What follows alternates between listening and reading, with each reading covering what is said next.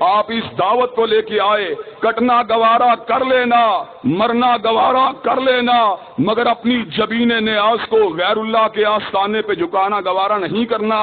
کافروں نے کہا ہم لات و منات کو ماننے والے ہیں، ہم شجر و حجر کو ماننے والے ہیں، ہم شمس و قمر، شمس و نجوم کو ماننے والے ہیں۔ حضرت رسول اللہ نے اس امر کا اعلان فرما دیا، قل یا ایھا الکافرون لا اعبد ما تعبدون ولا انتم عابدون ما اعبد ولا انا عابد ما عبدتم ولا انتم عابدون ما اعبد لکم دینکم ولی دین۔ حضرت رسول اللہ نے صلی اللہ علیہ وسلم اس امر کا اعلان فرما دیا، میری جبین نیاز تمہارے جھوٹے خداؤں کے سامنے نہیں جھک سکتی۔ تم لات و منات کو ماننے والے، میں الہ کائنات کو ماننے والا، تم سورج و ستارے کو ماننے والے، میں پروردگار عالم کو ماننے والا۔ حضرت رسول اللہ نے کائنات میں علم توحید کو بلند فرما دیا۔ کائنات کے لوگوں کے دلوں کے اندر جو چھوٹے بڑے بت موجود تھے، حضرت رسول اللہ نے ان کو ٹھوکر سے اڑا دیا۔ کائنات کے لوگوں کے دلوں سے جو باطل ربوبیت کے غلط تصورات موجود تھے، ان تصورات کو پاش پاش کر کے اللہ کی توحید کے علم کو لہرا دیا، اللہ کی توحید کے تصور کو ان کے دلوں میں راسخ فرما دیا۔ حضرات گرامی قدر، انسانیت ایسے عالم میں سسک رہی تھی، تڑپ رہی تھی، جہاں پر عقائد کے معاملات میں ٹھوکریں موجود تھیں، وہاں پر دنیاوی معاملات میں بھی انسانیت کو کسی رہنما کی ضرورت تھی، کسی مقتدا کی ضرورت تھی، کسی رہنما کی ضرورت تھی، کسی پیشوا کی ضرورت تھی۔ اسی لیے حضرت حالی نے اس امر کا اعلان فرما دیا، اتر کر ہرا سے سوئے کو میں آیا اور ایک نسخہ کیمیا ساتھ لایا، مسے خام کو جس نے کندن بنایا، کھرا اور کھوٹا الگ کر دکھایا، وہ بجلی کا کڑکا تھا یا سوتے ہادی، عرب کی زمین جس نے ساری ہلا دی، اور کسی اور نے کہا جس نے ذروں کو بکھیرا اور صحرا کر دیا اور قطروں کو سمیٹا اور دریا کر دیا، اور ایک عرب نے آدمی کا بول بالا کر دیا۔ حضرت رسول اللہ صلی اللہ علیہ وسلم پر جب پہلی وحی کا نزول ہوا، آپ گھر آئے، آپ گھبرا رہے تھے، آپ کے دل کے اندر خدشات موجود تھے۔ آپ نے حضرت خدیجہ الکبریٰ کے سامنے اس بات کو رکھ دیا، خدیجہ نامعلوم کیا ہو جائے۔ سیدہ خدیجہ الکبریٰ نے الفاظ کہے تو کیا کہے، کلا واللہ لا یخزیک اللہ ابدا، رب کی قسم ہے آپ کبھی دائیں اور بائیں نہیں ہو سکتے۔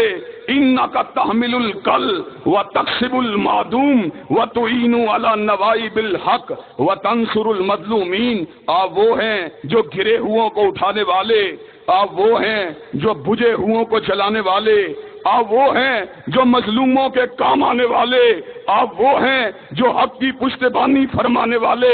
حضرات گرامی قدر، محسن انسانیت نے انسان کو اندھیروں سے باہر نکال دیا، ان کو روشنیوں کے راستے پہ چلا دیا۔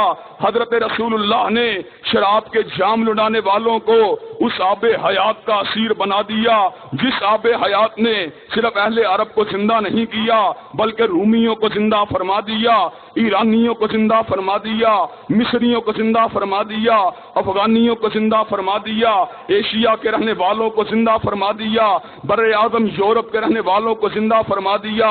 حضرت رسول اللہ نے ایسا پیغام کائنات کے لوگوں کو سمجھا دیا۔ بیٹیوں کو زندہ درگور کرنے والے کیسے درگور کرنے والے، اپنے ہی گھر بیٹی جب پیدا ہوتی تھی اس کو قتل کر دینے والے، کہ حضرت رسول اللہ کے سامنے اس واقعے کو رکھا گیا۔ ایک آدمی نے زمانہ جاہلیت کی اس بات کو بیان کیا، میری ایک چھوٹی بچی تھی جو میری عدم موجودگی میں پیدا ہوئی، میری بیوی نے کہا تمہاری ایک بچی ہے لیکن تم نے اس سے زیادتی نہیں کرنی، لیکن جاہلیت کے تصورات کتنے گھنونے تھے، جاہلیت کے دور میں کتنا اندھیرا تھا۔ آج لوگ اسلام کو پسماندہ کہتے ہیں، وہ کون ہے جس نے زندہ درگور کی جانے والی بیٹیوں کو زندہ فرما دیا؟ وہ کون ہے جس نے مظلوم اور سسکتی ہوئی انسانیت کو ظلم کی چکی سے باہر نکال دیا؟ وہ کون ہے جس نے انسانیت کو رسوا کرنے والے عناصر کا کلا کما فرما دیا؟ حضرات گرامی قدر جب بچی کو لے کر وہ اس کے علاقے کی طرف چلا جہاں پہ اس نے زندہ درگور کرنے کا ارادہ کیا تھا، جاہلیت کے اندھیرے اس کے دل پہ چھائے ہوئے تھے، وہ بچی کو زندہ درگور کرنے کے لیے مٹی کو کھود رہا تھا، بچی بابا بابا کہہ کے اس کو مٹی اس کے وجود سے صاف کر رہی تھی، لیکن اس ظالم کے دل پہ کوئی اثر نہیں ہوا، اس نے بچی کو اسی مٹی میں دفن کر دیا۔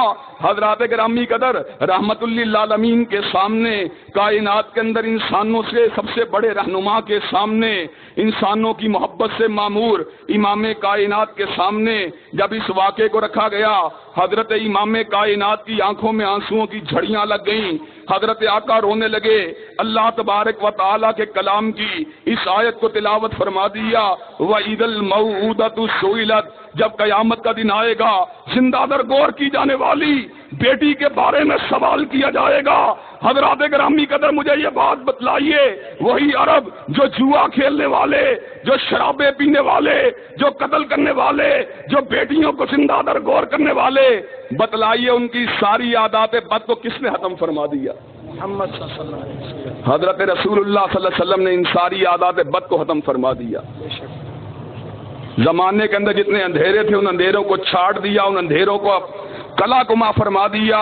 اسی لیے کسی کہنے والے نے کہا تھا، بعض لوگ اس بات کے اوپر کئی مرتبہ زیادہ ٹچی ہو جاتے ہیں، حساس ہو جاتے ہیں، شاعری کی بات کے اوپر حساس نہیں ہونا چاہیے، بلکہ اس کے صحیح مفہوم کو پانے کی کوشش کرنی چاہیے۔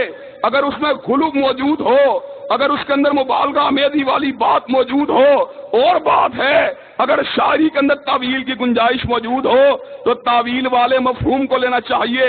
اسی لیے کسی کہنے والے نے کہا تھا، بالغ الاولا بکمالہ کاشف الدجا بجمالہ حسنت جمیع حصالہ صلو علیہ وآلہ۔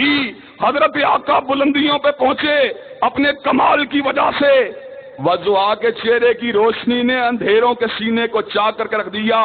حسنت جمیع حصالہ، اللہ نے سارے کے سارے اعلیٰ حسائل و حسائش کو حضرت رسول اللہ کی ذات گرامی میں جمع فرما دیا۔ صلو علیہ وآلہ، کیوں نہ مالک کائنات کے رحمت و درودوں کی برکہ حضرت رسول اللہ پہ برستی رہے۔ حضرات گرامی قدر